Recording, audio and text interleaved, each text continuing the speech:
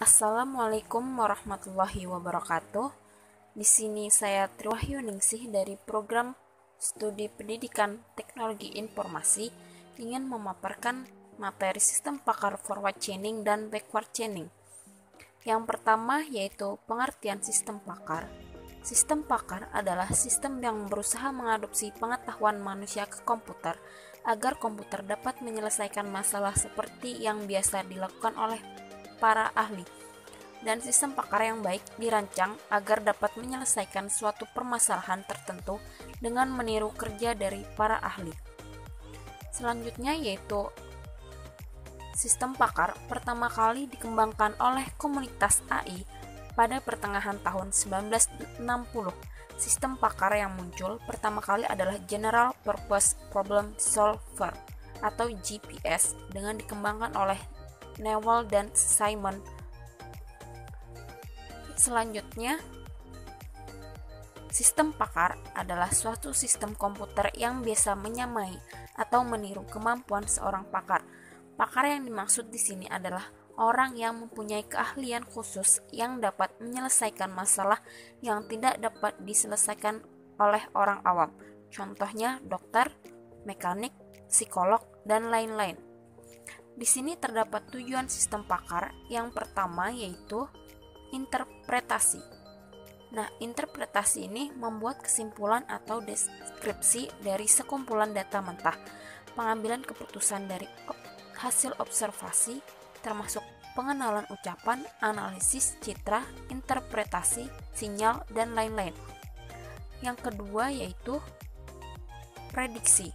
Nah, prediksi di sini memproyeksikan alat-alat yang dimungkinkan dari suatu situasi-situasi tertentu, contoh prediksi demografi, prediksi ekonomi, dan lain-lain. Yang ketiga yaitu diagnosis. Nah, diagnosis di sini menentukan sebab malfungsi dalam situasi kompleks yang didasarkan pada gejala-gejala yang teramati diagnosis medis, elektronis, mekanis, dan lain-lain. Yang keempat, perancangan atau desain. Nah, di sini menentukan konfigurasi komponen-komponen sistem yang cocok dengan tujuan-tujuan kinerja tertentu yang memenuhi kendala-kendala tertentu. Contoh, perancangan layout sirkuit, bangunan. Yang kelima, yaitu perencanaan. Perencanaan serangkaian tindakan yang akan dapat mencapai sejumlah tujuan dengan kondisi awal tertentu. Contoh, perencanaan, keuangan, militer, dan lain-lain. Yang keenam, monitoring. Di sini monitoring yaitu membandingkan hasil pengamatan dengan kondisi yang diharapkan. Contoh, computer aided monitoring system. Selanjutnya yang ketujuh yaitu debugging, yaitu menentukan dan menginterpretasikan cara-cara untuk mengatasi malfungsi. Contoh, memberikan resep obat terhadap kegagalan. Selanjutnya yang ketujuh yaitu instruksi. Di sini instruksi mendeteksi dan mengoreksi defisiensi dalam pemahaman domain subjek. Contoh, melakukan instruksi untuk diagnosis dan debugging. Tujuan sistem pakar yang terakhir yaitu mengatur tingkah laku suatu environment yang kompleks. Contoh, melakukan kontrol terhadap interpretasi, prediksi, perbaikan, dan monitoring kelakuan.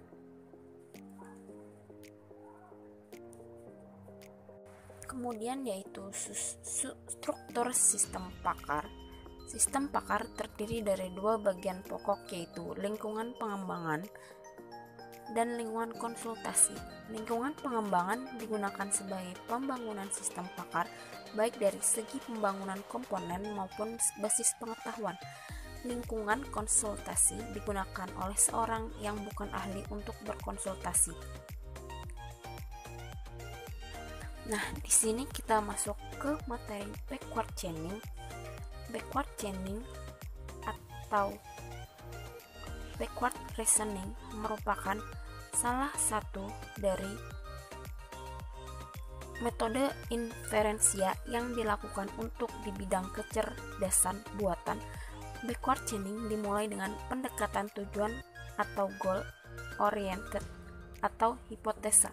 Pada backward chaining, kita akan bekerja dari konsekuen ke antecedent untuk melihat apakah terdapat data yang mendukung konsekuen tersebut. Pada metode inferensi dengan backward chaining akan mencari aturan atau rule yang memiliki konsekuen dan klausa yang mengarah kepada tujuan yang diskenariokan atau diinginkan.